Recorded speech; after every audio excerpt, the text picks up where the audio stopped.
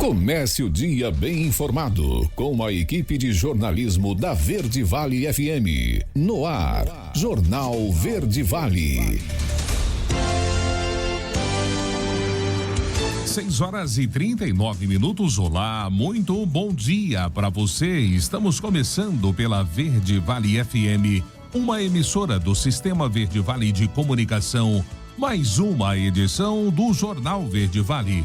Hoje, quinta-feira, 7 de dezembro do ano de 2023. Comigo aqui na bancada, Daliana Oliveira, muito bom dia. Bom dia para você, Wesley, bom dia para você que acompanha a programação da 103,7, começando mais uma edição do nosso Jornal Verde Vale. E agora você confere os destaques das últimas 24 horas. Jornal Verde Vale. Programa Desenrola Brasil renegocia 29 bilhões de reais em dívidas. Governo quer estender o programa até o mês de março. 1 em cada 4 alimentos de origem vegetal tem resíduos de agrotóxicos proibidos ou acima do permitido, é o que aponta a Anvisa. Segundo o grupo que Itamaraty quer retirar de Gaza, já está na fronteira com o Egito e espera aval para deixar o território. Goiás cedia debate internacional sobre ética no setor público e inteligência artificial. Goiás se destaca nacionalmente com redução expressiva nos homicídios. Com novembro 2023 tem o 6º mês consecutivo a quebrar um recorde histórico de calor. Papai Noel dos Correios amplia prazo para entrega de presentes. Palmeiras empata com Cruzeiro e conquista o 12º título do Brasileirão. Os detalhes destas e outras notícias você vai conferir a partir de agora aqui no Jornal Verde Vale. A notícia em primeira mão. Jornal Verde Vale. 6h41. Uma ótima manhã de quinta-feira para você. Sejam todos bem-vindos a mais uma edição do Jornal Verde Vale. O programa Desenrola Brasil do governo federal já possibilitou a renegociação de 29 bilhões de reais em dívidas a 10,7 milhões de pessoas, foi o que informou nesta quarta-feira o Ministério da Fazenda. De acordo com Marcos Barbosa Pinto, secretário de Reformas Econômicas do Ministério da Fazenda, o governo federal quer estender o programa, que termina no fim desse ano, por mais 3 meses, até março de 2024. Ele informou ainda que o governo enviará uma medida provisória ao Congresso Nacional nas próximas semanas, prevendo a extensão por 3 meses. E também para eliminar a necessidade de que a população tem o cadastro no sistema gov.br em nível ouro ou prata para ter acesso à plataforma online de renegociações. Segundo o secretário, a equipe econômica vai trabalhar junto com bancos e com a Bolsa Brasileira para desenhar uma solução que não exija mais a necessidade de ter os certificados na plataforma gov.br. 6h42. Pesquisa do IBGE divulgada nesta quarta-feira mostra que 10,9 milhões de adolescentes e jovens brasileiros com idade entre 15 e 29 anos não estudam e nem trabalham. Isso significa que 1 a cada 5 brasileiros na faixa etária de 15 a 29 anos não está matriculado em escolas ou universidades e nem exerce alguma ocupação profissional. Para o levantamento, a entidade considerou como desocupados aqueles que estão desempregados à procura ou não de um trabalho. Esses dados são da síntese dos indicadores sociais do IBGE e são referentes ao ano de 2022. E o ministro Mendonça, do STF, vota contra políticos e estatais e Nunes Marques pede vista e interrompe a votação. Os detalhes você confere com Alain Barbosa. O Tribunal Federal retomou nesta quarta-feira o julgamento de ação direta de inconstitucionalidade da Lei das Estatais. Em vigor desde 2016, o regramento criou barreiras para a participação de políticos ou de pessoas ligadas a eles em conselhos de administração ou em diretoria de empresas públicas e de sociedades de economia mista em que o Estado seja sócio majoritário. O relator, o então ministro Ricardo Lewandowski, considerou os incisos que tratam do tema inconstitucionais. Em voto contrário, o ministro André Mendonça argumentou que a lei das estatais garante a boa gestão das empresas. Não há, sob a minha ótica, na lei regulamentadora aprovada pelo Congresso Nacional, uma busca de ir em descompasso com os ideais da Constituição. Ao contrário, há uma busca de encontro e convergência a garantir os princípios da boa administração pública. Nós não devemos sempre, penso, politizar as questões, mas há um dado interessante, não é politizando,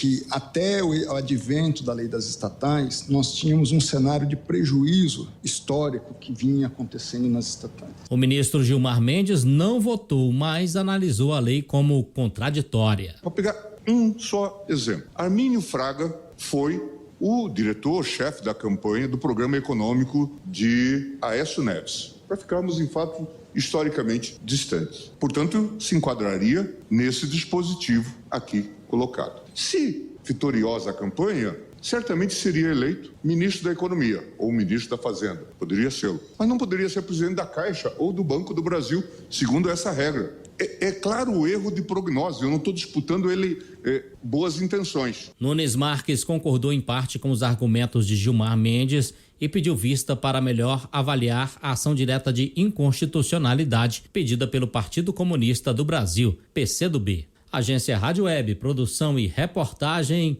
Alain Barbosa. Jornal Verde Vale. Notícias de Goiás. 6h45 agora. 4 das 10 pessoas presas suspeitas de aplicar um golpe de 10 milhões de reais em um banco são da mesma família e ostentavam uma vida de luxo com o dinheiro do crime, é o que afirma a Polícia Civil. O delegado Tiago Martimiano detalha que eles descobriram uma falha de comunicação entre o banco e uma maquininha que permitia o uso ilimitado do cartão. Eles ostentavam uma vida de luxo, moravam em prédios de luxo em Goiânia e gastavam dinheiro na noite goianiense, é o que afirmou o delegado. A Operação Fragmentados foi deflagrada na última terça-feira e cumpriu 10 mandados de prisão preventiva, sendo um em Rondônia e outro no Distrito Federal, além de 25 mandados de busca e apreensão. Dos presos, 4 são da mesma família e os outros são pessoas captadas por eles para participarem do esquema, principalmente solicitando as maquininhas, disse o delegado. Os suspeitos respondem por estelionato, organização criminosa, lavagem de dinheiro e falsidade documental. As penas ultrapassam os 15 anos de prisão, é o que detalhou Martimiano. Ao cumprir os mandados, os policiais apreenderam cerca de 3.900.000 reais, imóveis e 2 carros de luxo. Diego Fonseca Borges, filmado ao matar a namorada Yeli Gabriele Alves, se tornou réu. O Ministério Público de Goiás informou que ofereceu a denúncia de um homicídio triplamente qualificado contra ele, que foi aceita pela Justiça. Um vídeo gravado por Yeli mostra quando Diego aponta uma arma para ela e ela foi baleada. O Ministério Público goiano explicou que as qualificadoras são motivo torpe, crime cometido mediante emboscada ou com recurso que dificultou a defesa da vítima e por razões da condição do sexo feminino, feminicídio. No dia 4 de novembro, Daliana, a jovem Yeli Gabriele Alves, de 23 anos, filmou o momento em que foi morta ao levar um tiro disparado pelo próprio namorado. Isso aconteceu na vizinha cidade de Jataí. À polícia, o homem disse que eles foram para lá para testar uma arma recém-comprada por ele. E o governador Ronaldo Caiado assinou um termo para a integração de sistemas de comunicação e de inteligência das polícias de Goiás e da Polícia Rodoviária Federal. Vamos conferir a reportagem com Lucas Santana. A assinatura do termo de cooperação entre a Polícia Rodoviária Federal e a Secretaria de Estado da Segurança Pública faz parte da continuidade de uma parceria entre a PRF e a Secretaria de Segurança, que visa ampliar a rede de radiocomunicação digital integrada em todo o estado no combate a crimes. Permitindo com que os policiais de qualquer força, uma vez obtidas as informações de inteligência, possam abordar criminosos com mais agilidade, com mais assertividade, promovendo segurança pública em todo o estado, principalmente nas fronteiras do estado, com outros estados da federação. Essa integração entre forças de segurança pública tem feito que Goiás seja referência nacional. Essa união fará com que seja ampliado o acesso às informações. Dando legitimidade às ações, né? Aquilo que era feito de uma maneira interpessoal, agora vai ser feito de forma institucional, entre a Secretaria de Segurança Pública do Estado e a Polícia Rodoviária Federal. E agora estamos fazendo, junto com a Polícia Rodoviária Federal, que tem um grande legado, junto com as nossas forças de segurança, de apreensão de droga de forma consistente aqui no estado de Goiás. O governador Ronaldo Caiado reforçou que o trabalho entre as equipes integradas mostram resultados positivos nos índices de segurança pública. Hoje vocês estão assistindo a algo que é inédito, ou seja, todas as informações. Não tem nenhuma polícia que está segurando dados, está segurando informação, nada. Você viu que toda a rede de comunicação os dados coletados, as informações que chegam, elas são compartilhadas instantaneamente a todas essas áreas nossas das polícias, ou seja, das Forças de Segurança do Estado, como também a Polícia Rodoviária Federal e também a Polícia Federal. Tudo isso, gente, cria uma rede de proteção que o cidadão em Goiás, ele se sente cada vez mais protegido. No mês passado, a SSP assinou a atualização do termo de cooperação de Força Integrada de Combate ao Crime Organizado no estado de Goiás, a FICO, com a Polícia Federal.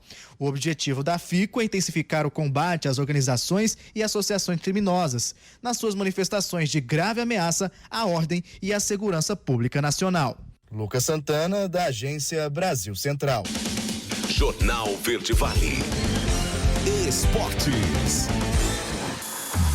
6h50. E ontem foi a última rodada do Brasileirão 2023. E o Vasco venceu o Bragantino por 2-1 em São Januário e garantiu a sua permanência na Série A do Campeonato Brasileiro. Com gols de Paulinho e Serginho, Léo Ortiz marcou para o time paulista. Os comandados de Ramon Dias sofreram e só marcaram o gol do alívio aos 36 minutos da segunda etapa. E não foi dos jogos mais vistosos. E atenção, marcou São Januário do início ao fim. Empurrado pela torcida, o Vasco venceu em casa no sufoco e tomando sustos. A equipe chegou a frequentar a zona de rebaixamento enquanto a partida estava empatada em 1-1. Mas a vitória garantiu o time na Série A em 2024. E com o fim da última rodada do Campeonato Brasileiro, foram definidos os times que irão disputar a Libertadores da América do ano que vem.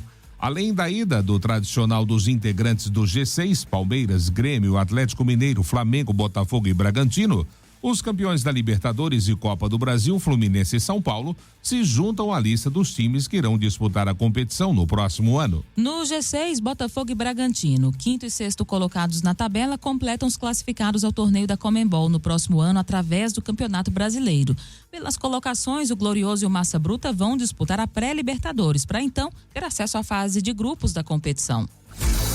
Jornal Verde Vale. Agronegócios. 6h51. As condições das lavouras de soja no Brasil safra 23/24 não têm animado as principais consultorias do país. Datagro e Safras e Mercado já reduziram as suas projeções. Agora foi a vez da AgroResource Brasil revisar os seus números em levantamento de dezembro. O recálculo continua sendo afetado pelo contínuo nível de temperaturas elevadas e a abrangência das chuvas abaixo da normalidade em diversas regiões. Pesam ainda os vários relatos de replantio, plantas com maturações precoces, produtores diminuindo áreas plantadas e outros problemas que já aconteceram ou estão por vir, é o que salientou a empresa. Assim, a consultoria apontou que o país deve produzir 155,44 milhões de toneladas. No balanço de novembro, a AgroResource Brasil apontava uma colheita de 156,08 milhões de toneladas. A consultoria também fez cortes para a estimativa da produção de milho. O atraso na semeadura, os replantios e a dúvida de muitos produtores de entrar ou não com as máquinas em campo levam à redução. Com isso, a empresa reduz de 123,5 milhões de toneladas em novembro para 120,12 milhões de toneladas em dezembro, a sua projeção. Jornal Verde Vale. Verde Vale. Notícias do Brasil. A notícia em primeira mão. Jornal Verde Vale. Jornal Verde Vale. Verde Vale. Notícias do Brasil. 7h08 agora, já de volta com o segundo bloco do Jornal Verde Vale dessa quinta-feira. E 1 em cada 4 alimentos de origem vegetal no Brasil tem resíduos de agrotóxicos proibidos ou acima do permitido, segundo dados de 2022 do Programa de Avaliação de Resíduos de Agrotóxicos da Agência Nacional de Vigilância Sanitária. O relatório divulgado nesta quarta-feira trouxe os números de 2018, 2019 e 2022. A coleta foi suspensa em 2020 e 2021 por causa da pandemia. O PARA foi criado em 2001 para verificar a quantidade de elementos químicos em produtos importantes para a dieta do brasileiro, como alface, arroz, beterraba, cenoura, chuchu, laranja, tomate e uva. Com base nele, é possível orientar a fiscalização e tomar medidas para proteger o consumidor de algum risco. As amostras do ciclo 2022 foram coletadas em supermercados de todas as regiões do país, totalizando 79 municípios. Foram analisadas 1.772 amostras de 13 alimentos de origem vegetal: amendoim, batata, brócolis, café em pó, laranja, feijão, farinha de mandioca, maracujá, morango, pimentão, quiabo, repolho e farinha de trigo. E o segundo grupo de pessoas que o governo brasileiro tenta retirar da faixa de Gaza já conseguiu chegar até a fronteira com o Egito e aguarda autorização para deixar o território ainda hoje, é o que afirmou a Embaixada do Brasil na Palestina. O grupo é formado por 85 pessoas, entre brasileiros e palestinos, parentes dos brasileiros que já foram repatriados no primeiro grupo. Eles estavam na manhã de ontem já concentrados perto do controle da cidade fronteiriça de Rafah, a cidade entre o sul de Gaza e o nordeste do Egito, e atualmente a única via de saída do território palestino. Outras 17 pessoas que constam na lista de nomes enviadas pelo Itamaraty a Israel e ao Egito não estão em Rafah e aguardam autorização para deixar Gaza em residências próprias no sul do território palestino, ainda segundo a embaixada. Agora, a última etapa para que o grupo consiga cruzar a fronteira, disse Candeias, é a autorização por parte de Israel e do Egito, que controlam a entrada e saída em Rafah. Ambos os países analisam cada nome enviado por embaixadas de todo o mundo. Na terça-feira, a embaixada disse esperar que a autorização ainda saia esta semana. E relator dá parecer favorável à ida de Dino para o STF. A matéria você confere com Yuri Hudson. Os relatores da indicação de Flávio Dino para o Supremo Tribunal Federal e de Paulo Gonet para a Procuradoria-Geral da República apresentaram um parecer favorável aos nomes nesta quarta-feira. A sessão da Comissão de Constituição e Justiça foi dedicada para sabatinar o também indicado para a Defensoria Pública da União, Leonardo Magalhães, que teve o nome aprovado pelo plenário da comissão. Além disso, o senador Everton Rocha, do Maranhão, também apresentou um parecer sendo favorável à indicação de Flávio Dino ao Supremo Tribunal Federal. O pedetista ressaltou a atuação de Dino como juiz federal para minimizar os embates políticos que o então ministro da Justiça e ex-governador do Maranhão travou ao longo dos anos.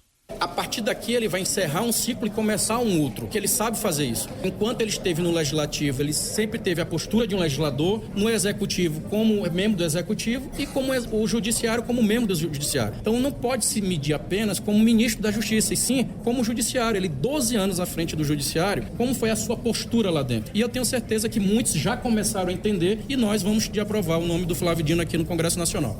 Tanto Flávio Dino como Paulo Gonet devem ser sabatinados na próxima semana pelo Senado Federal. A expectativa é de que o embate com Dino seja mais duro por parte da oposição.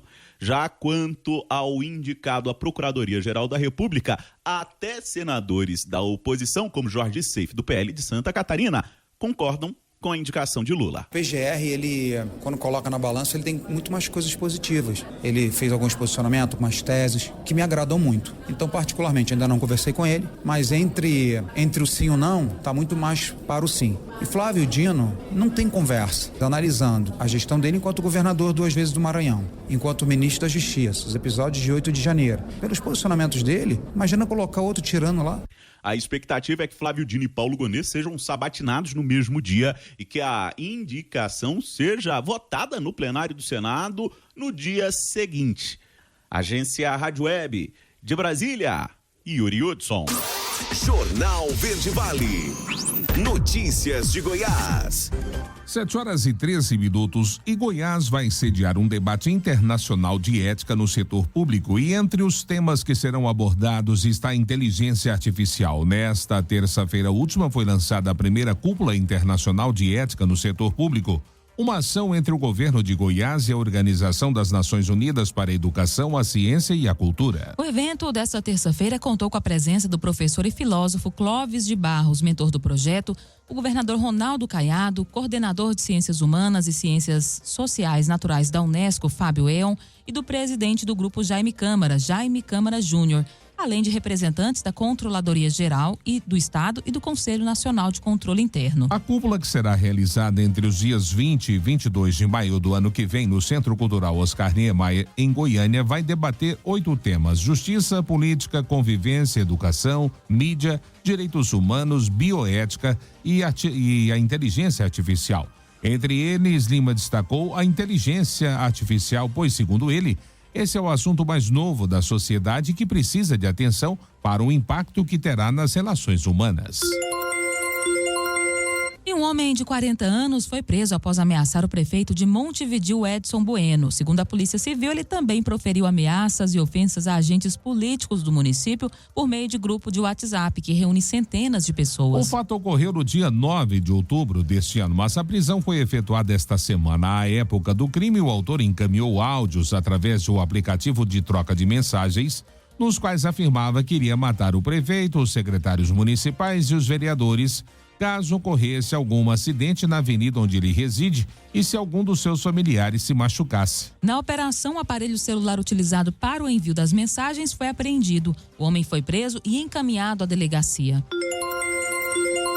7h14. Governo goiano entrega mais de 700 casas a custo zero neste ano de 2023. Vamos saber dos detalhes com a Juliana Carnevale. A Agência Goiana de Habitação e a Secretaria de Estado da Infraestrutura entregaram até o mês de novembro 717 casas a custo zero do programa Pra Ter Onde Morar, Construção, no ano de 2023.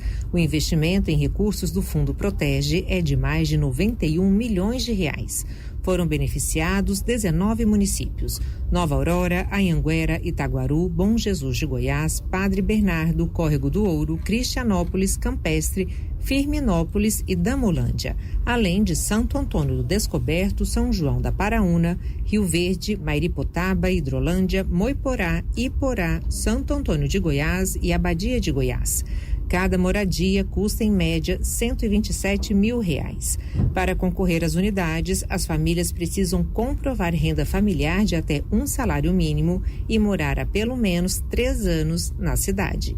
De Goiânia, Juliana Carnevale, da agência Cora de Notícias. Jornal Verde Vale. Esportes.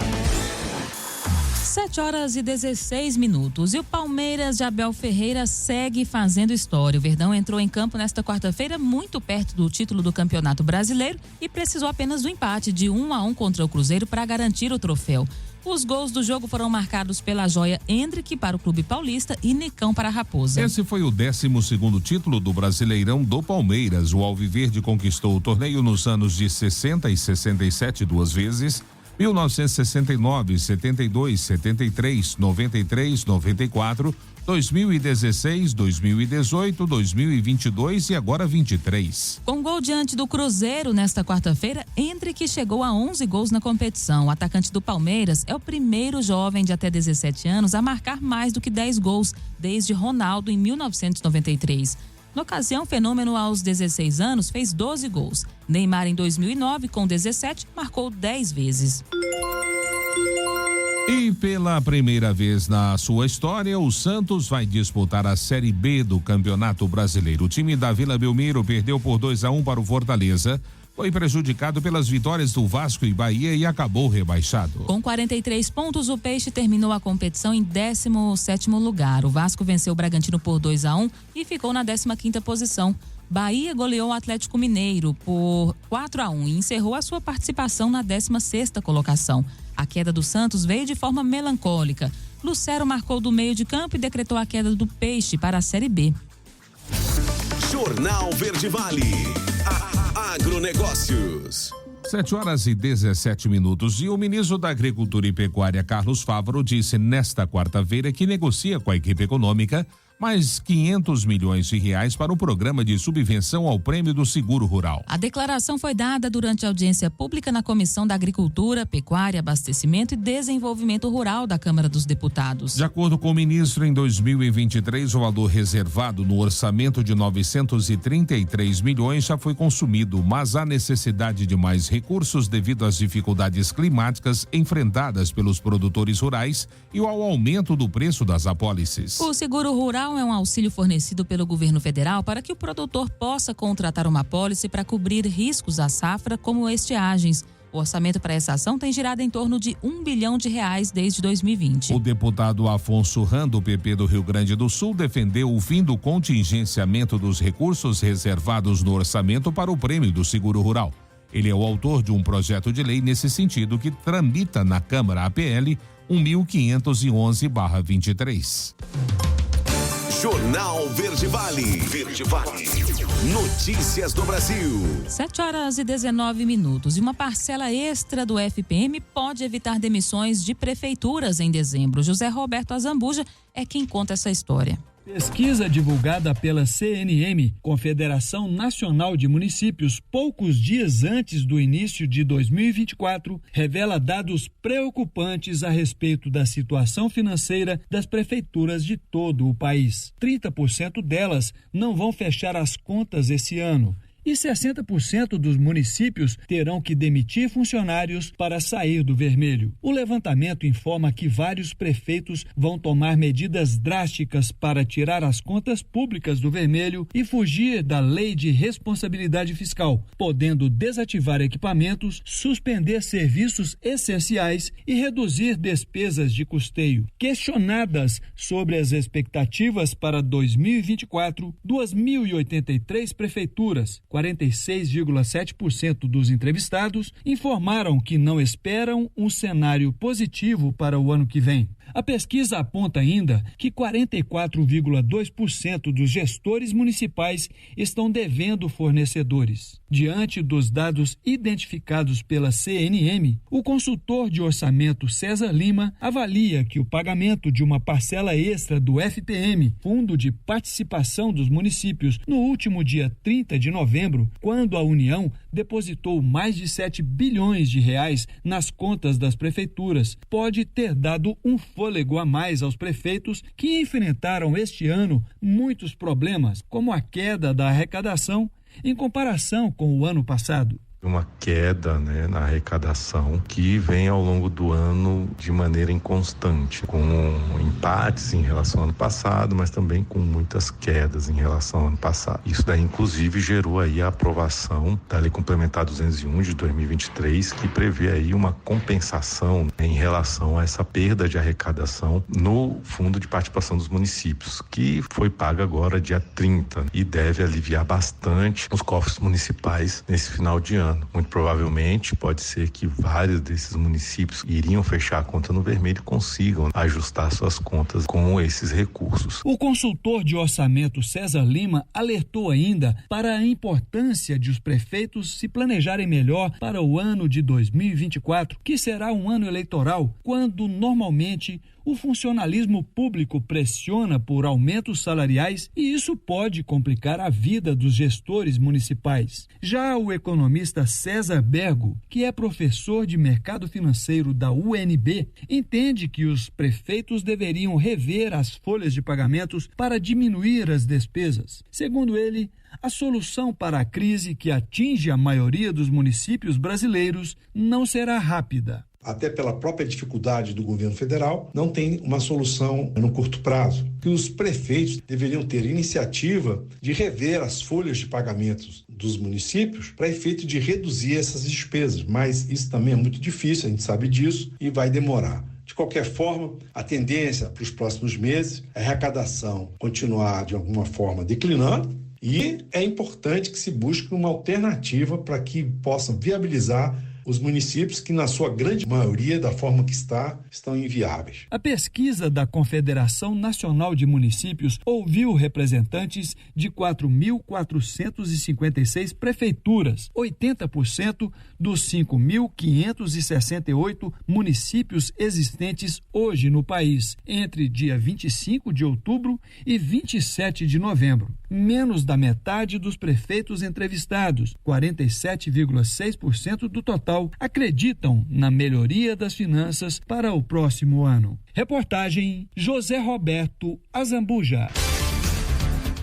7h23, último intervalo do Jornal Verde Vale desta quinta-feira. Próximo bloco, com novembro 2023, tem o 6º mês consecutivo a quebrar um recorde histórico de calor. Papai Noel dos Correios amplia prazo para entrega de presentes. E claro, espaço para as nossas notícias locais com ele, J. Pereira. Não saia daí, voltamos já trazendo tudo em detalhes para você. Jornal Verde Vale. Jornal Verde Vale. Verde Vale. Notícias do Brasil. 7h30 agora, já estamos de volta com o Jornal Verde Vale desta quinta-feira. Olha, novembro de 2023 marcou o 6º mês consecutivo de recordes de calor na Terra. Foi o que anunciaram cientistas do Observatório Europeu Copérnicos nesta quarta-feira. Desde junho, temos registrado um mês mais quente a cada novo período. E por causa disso, os cientistas do Observatório Europeu já confirmam que este ano vai quebrar recordes, sendo o mais quente da história, conforme vinham alertando há alguns meses. Ainda de acordo com o Observatório, novembro de 2023 foi o novembro mais quente já registrado globalmente, porque teve uma temperatura média do ar da superfície de 14,22 graus centígrados, 0,85 graus, acima da média de novembro de 1991 a 2020 e 0,32 graus acima do novembro mais quente anterior, que foi no ano de 2020. Além disso, a temperatura média para o período de janeiro a novembro foi de 0,13 graus, mais alta do que a média para o mesmo período em 2016. Atualmente, o ano mais quente registrado. Boneca, carrinho, bola, roupa e sapatos são os presentes de Natal mais pedidos pelas crianças brasileiras por meio da campanha Papai Noel dos Correios. O prazo da campanha foi estendido para o dia 20 desse mês, para que o número de cartinhas adotadas nesse ano possa ser ampliado. Antes, o prazo para a adoção e a entrega dos presentes ia até o dia 15. Até hoje, das 237 mil cartas recebidas e cadastradas, 134 mil foram adotadas. É um número significativo, mas ainda precisamos correr para atender a meta, foi o que disse na terça-feira o presidente dos Correios, Fabiano Silva da Silva. No ano passado foram disponibilizadas 252 mil cartas, das quais 187 mil foram adotadas. Nesse ano, o objetivo é chegar a 100% das cartas adotadas. Os Correios garantem que, mesmo com a ampliação do prazo, os presentes serão entregues até o Natal. O estado de São Paulo é o que registra o maior número de cartas ainda disponíveis para adoção, 26 mil. Em seguida aparece a Bahia com 12 mil, Minas Gerais com 9 mil, Mato Grosso com 6 mil, Alagoas com 5 mil e o Rio de Janeiro com 4.500. Comprovação de informações do FIES vai até hoje, quinta-feira. Confira como enviar essa comprovação com Iucuano. Pré-selecionados no FIES já podem comprovar a documentação nas instituições. O prazo vai até esta quinta-feira. Os selecionados nesta etapa poderão contratar o financiamento com abrangência a partir de julho de 2023, mesmo que já tenha sido realizado o pagamento do semestre. Já o resultado da lista de espera deve ser divulgado no próximo dia 12, no Portal de Acesso Único ao Ensino Superior. De acordo com o Ministério da Educação, o MEC, são mais de 60 mil vagas remanescentes para estudantes já matriculados. A publicitária baiana Amanda Neri, que só conseguiu ingressar na universidade graças ao FIES, acredita que o programa é uma excelente oportunidade para os jovens. Se não fosse FIES, eu não teria estudado em uma das melhores faculdades da cidade, eu não teria cursado estágio dentro da faculdade, durante o período, na verdade. Eu não teria me formado e muito menos estaria trabalhando hoje, na área que eu sempre sonhei. Foi uma virada de chave para minha vida. Outro prazo importante é o período de aditamento. Os estudantes que já utilizam o FIES com contratos firmados até o final de 2017 têm até o dia 31 de dezembro de 2023 para realizar esse procedimento. O advogado Lucas Macedo explica para que serve o aditamento. Para você conseguir o FIES, você tem que cumprir alguns requisitos. E é nesse momento de aditamento, de renovação, que é realizado ao final de todo o semestre, que o Fundo Nacional de Desenvolvimento da Educação, juntamente com o MEC, o Ministério da Educação, ele vai saber se essa pessoa ainda preenche os requisitos necessários para ter o FIES. O aditamento do contrato deve ser realizado dentro do prazo na própria instituição de ensino. Reportagem Yumicuano. Jornal Verde Vale. Notícias de Goiás. 7h35 e Goiás foi o terceiro estado brasileiro que mais reduziu a taxa de homicídios no período de 2020 a 2021. Isso de acordo com dados revelados pelo Instituto de Pesquisa Econômica Aplicada, o IPEA, no recente Atlas da Violência divulgado na última terça-feira.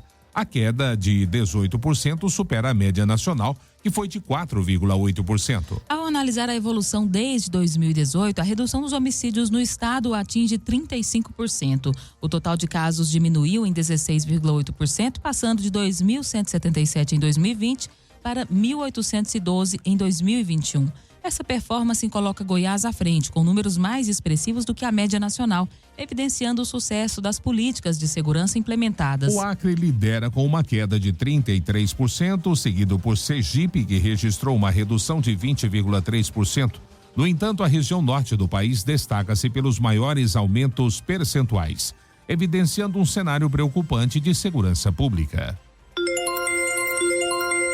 E o prazo para o contribuinte do ICMS fazer a autorregularização está terminando. Confira como funciona com Lucas Xavier. Os contribuintes de ICMS que receberam o comunicado de malha fiscal enviado pela Secretaria da Economia devem ficar atentos ao fim do prazo para fazer a autorregularização online das pendências com a Receita Estadual. Quem aderir poderá quitar o débito sem a incidência de multa que resulta da ação fiscal.